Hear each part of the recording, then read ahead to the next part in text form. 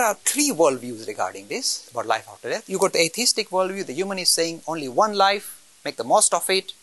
All this nonsense about something surviving death is just that nonsense. Don't waste your time. This life is golden, every moment is golden, make the most of it. Is there any comfort zone for them? No comfort zone. When the time comes to go, they go. I mean, David Hume is the best example, and he took it with full dignity. One view. Look at his strength and his weakness. The second view is the Abrahamic vision, two-life scenario, with purgatory as well. This one and the next everlasting one. What's the strength of this argument? It makes sure that the devotee leads a very, very religious life. He can't sit on the fence, too risky. He must make sure that he's a devout person and follows the rules of injunctions of his religion. He can't sit on the fence, he might end up in the wrong place. So it really focuses the if you like, the minds of the devotees. Is there a negative part to it? Oh yes. The negative part is, when you have any system that offers infinitely skewed risk-reward ratio, means for this finite activity you got infinite reward, or for this finite mistake you made, you got infinite damnation. When you got an infinitely skewed risk-reward ratio, do you know what can go wrong? It can produce fanatics.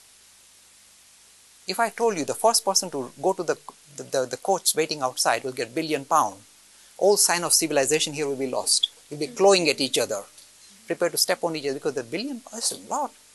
The moment you offer an infinitely skewed risk-reward ratio, you are asking for trouble. And this is what we are saying, that this thing can produce fanatic behavior, people doing weird things in the name of religion because they are expecting rewards there. This is the negative part. I must show you the strength and the weakness. What about the Indic idea of the Hindus, Jain, Buddhists and Sikhs? Reincarnation is central for all these four religions.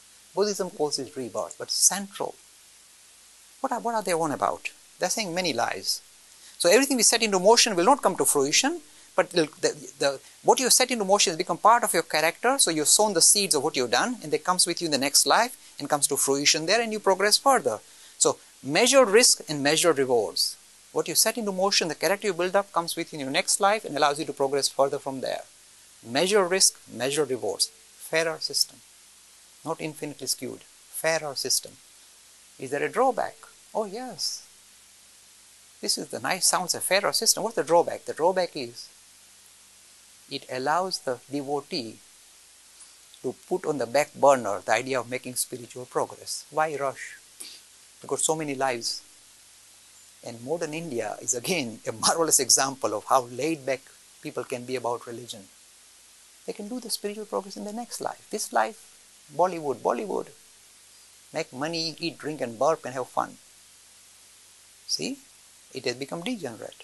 So the same idea can do good things, but again, if it is not properly understood, it can become damaging to the society. I've just talked about these three life scenarios, three different worldviews regarding life after death.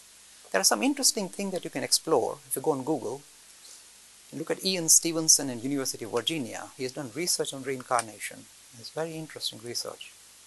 He's got case studies of about 3,000 children who recall their past lives from different religions, different cultures, different societies, who talk of a past life.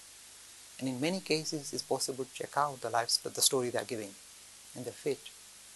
So Ian Stevenson is not a Hindu, he's not here to prove reincarnation. He said the only theory that fits these facts is not coincidence, there's no genetic link. The only way you can explain this away is to relate to the idea of reincarnation. This is where it sits. They did survey by Newsweek, I think last month in the United States, about 30% of the population in USA agree with the idea, they like the idea of reincarnation. And I think the same would apply here.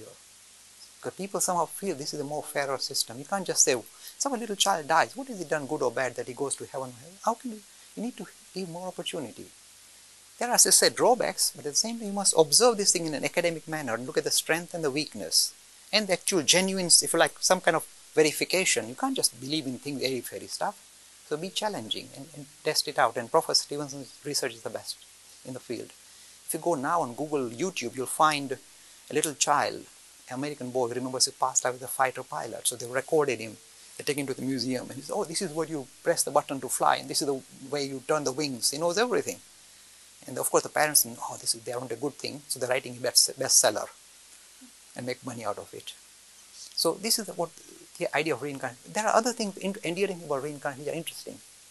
They give you better explanation regarding phobias. Why people may be frightened of heights or water or whatever. They may have died in that particular mode. That's why it stayed in there. It becomes the irrational fear. It also explains why you have child prodigies.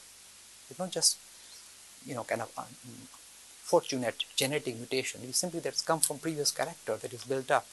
That's why it shows up as a child genius. So it's kind of interesting insight into various issues.